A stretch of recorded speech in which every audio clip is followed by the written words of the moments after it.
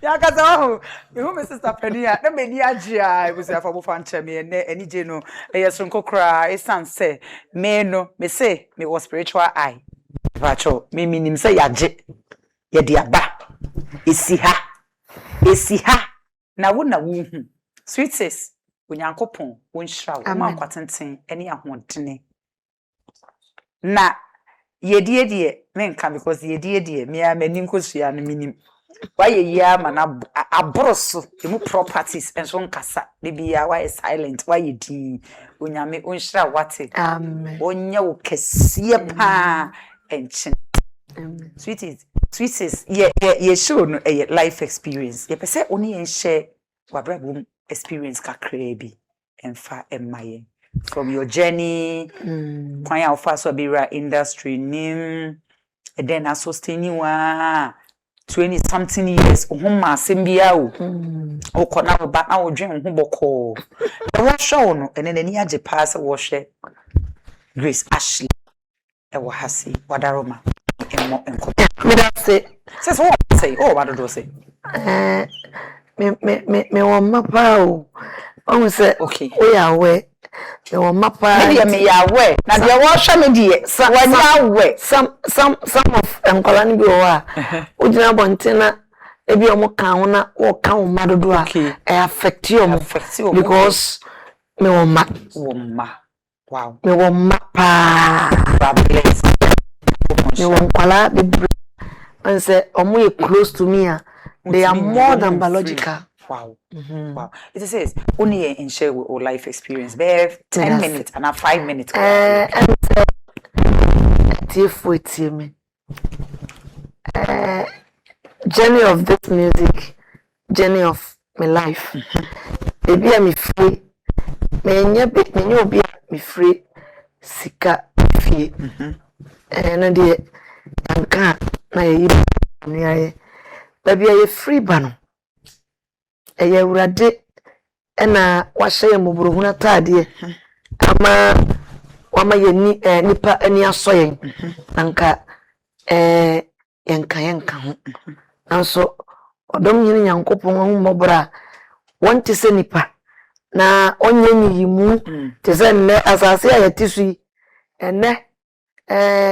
juwendi ya wo mi nyina no nipa adani enyimu fo na nchiran kansa for ready say wanyi yimu nti na wama ya beduru baby ya eduri say ready yimu a anka yante ha o yimu a anka nipa nti yanka nyame yimu a anka obi ani wa obekan yen aka ho nti nchiran kan nyame ewo ene ho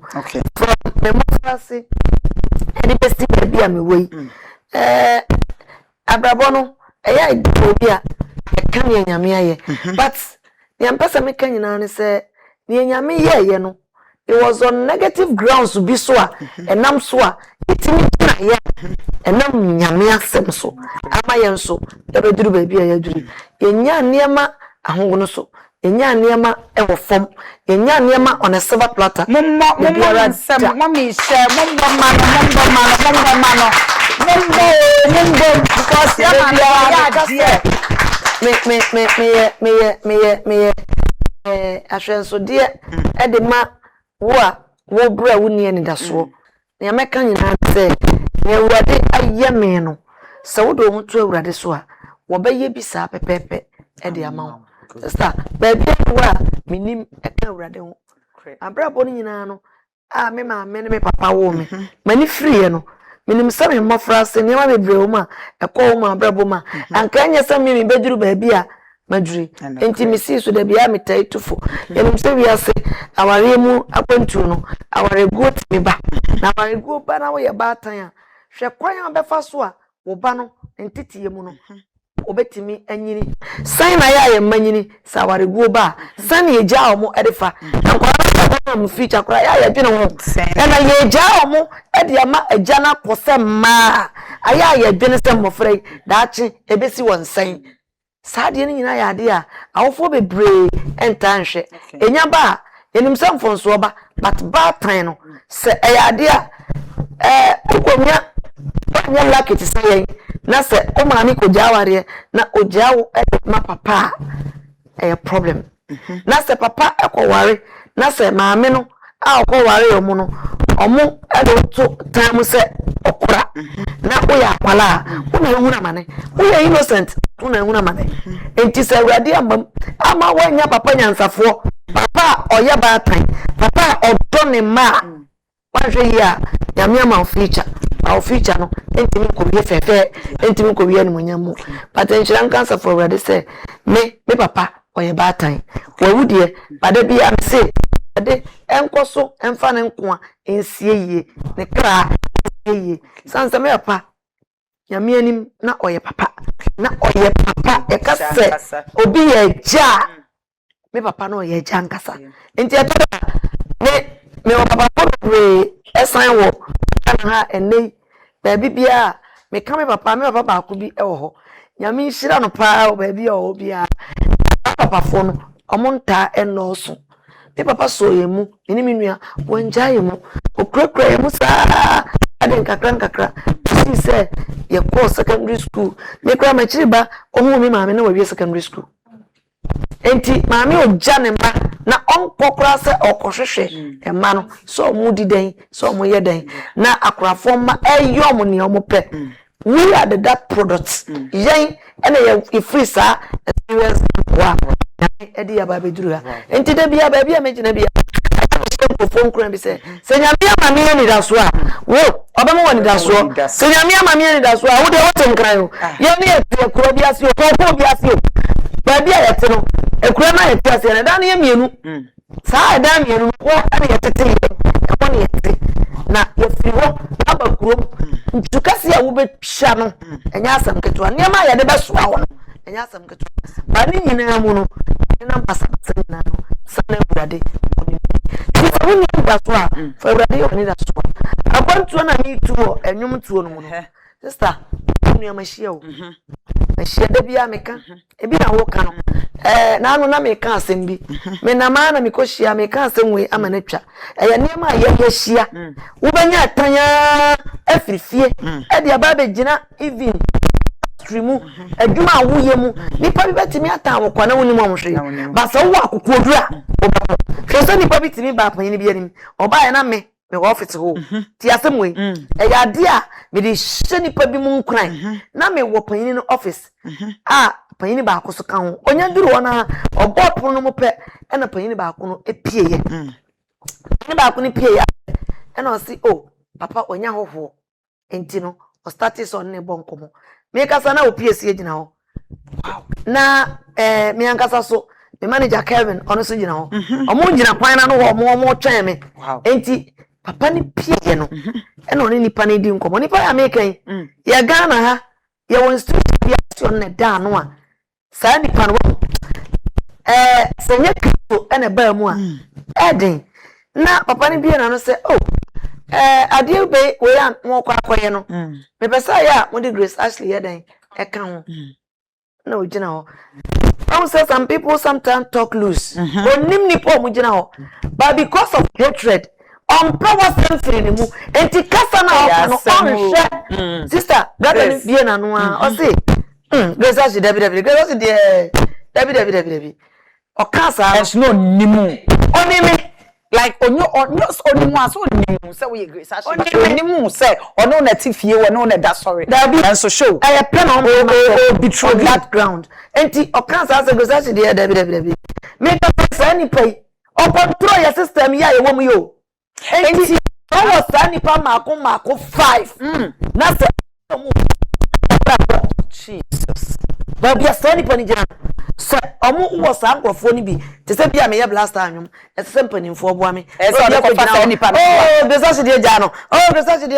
ena wo ya sa ni pani bi sa sister enya ade a wo ba ko wani da o shine ma bebe pejada wonim se o kan sa asem ni wie ya na papa na ka che ne se ono kura no ne pani ne che dem ho no o ti Grace Ashley me am ni papa ma nko chia no okuku sekuo menie so ni paneja samai onipe na wo peyo onipa wi o oba te ho Obagina o say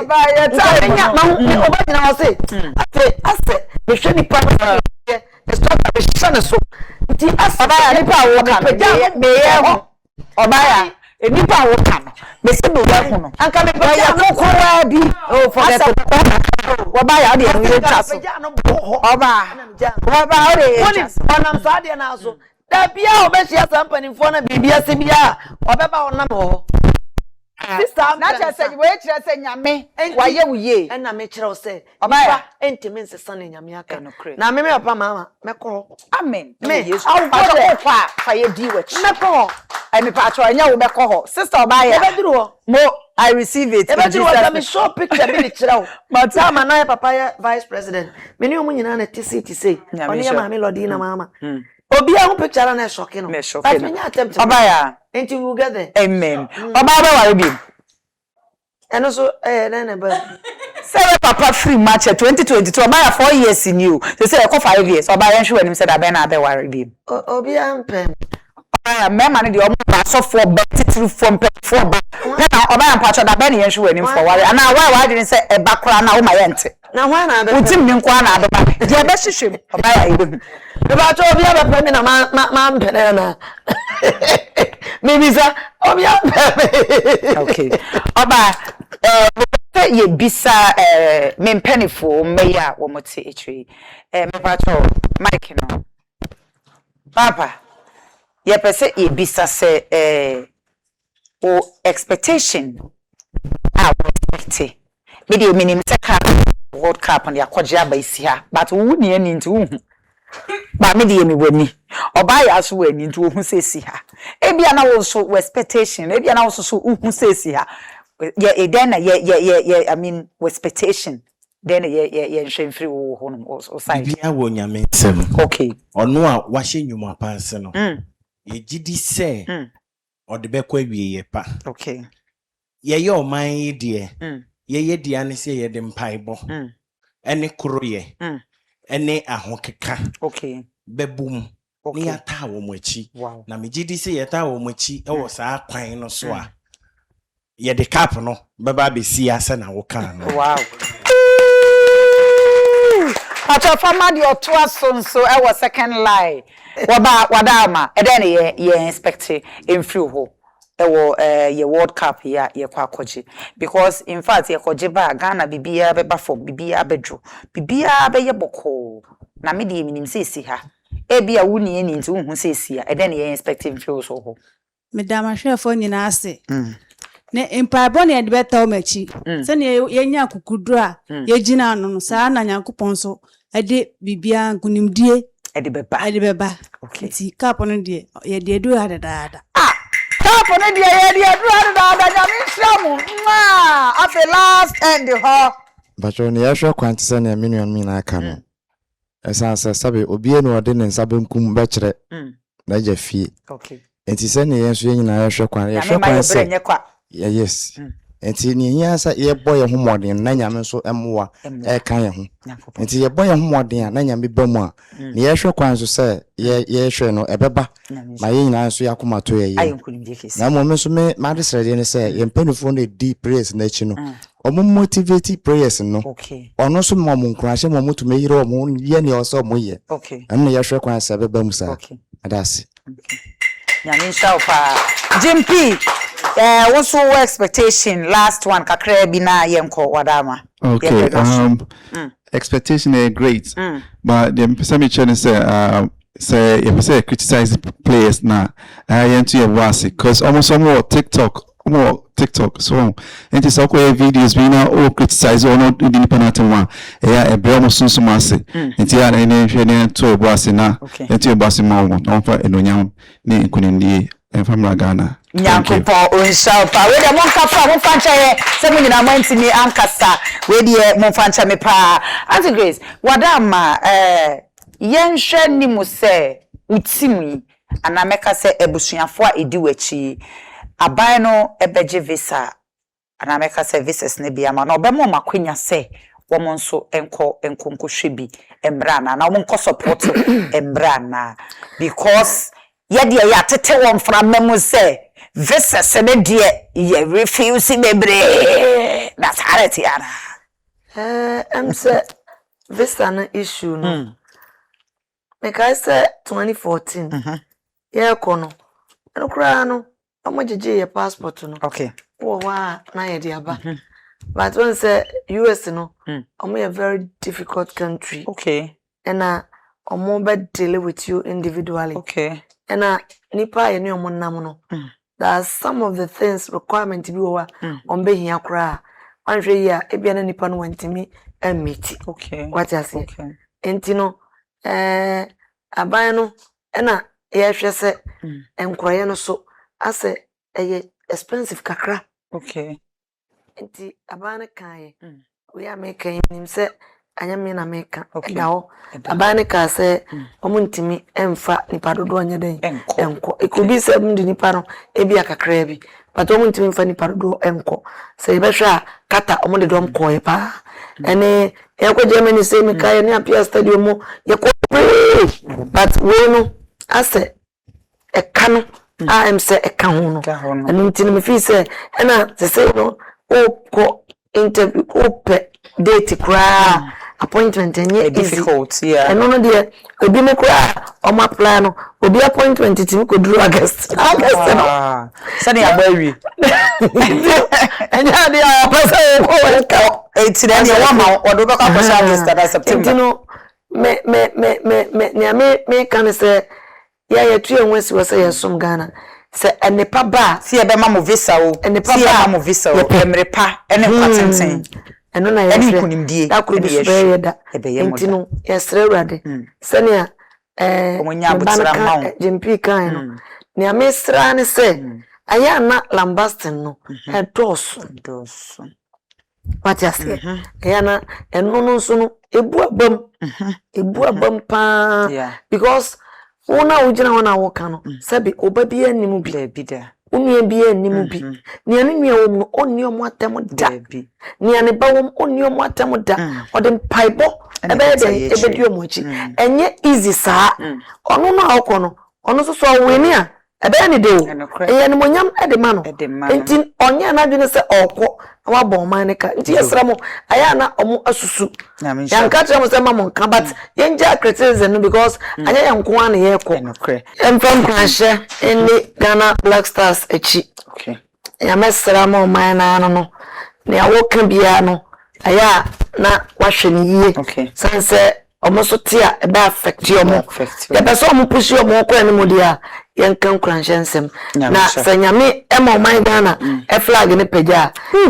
peja edan peja medipe we ye afi yama jama last whatever say aha na ebre no ebe makwan na ye djumade no ye de esie oba ya ahofedua papa bi onyankopon won hira wate my sweet mommy my sweet sister my sweet auntie my our superstar onyankopon our legend hira wate eba mo cho onyankopon won hira ebusuafo nyina se yeto nsafre mu a yakon onsha Ghana man nyina o ma ye fam paibo akukudro odo kasapa ene honhom papa ye mfanta ye chi na me de ye me na ya ase de minim se yakoje ede aba eno na esi hei na wososo minim se saa na wososo ka minim se wosi na ya asa kan de na oba ya ade mpaibo pa ne na pamfom de echi besi saa bre yi de yachi mama yin sijame na be yankoi eba mo che mo mama yin sorry yabo Ghana Black Stars yabo Ghana Black Stars yabo Ghana Black Stars yabo Ghana Black Stars yabo amawe mu dia yesre rade se omo ayeno yabo Ghana Black Stars yabo Ghana Black Stars yabo Ghana Black Stars yabo amawe mu dia yesre rade se omo ayeno yabo abusa mo video na that's no one latest video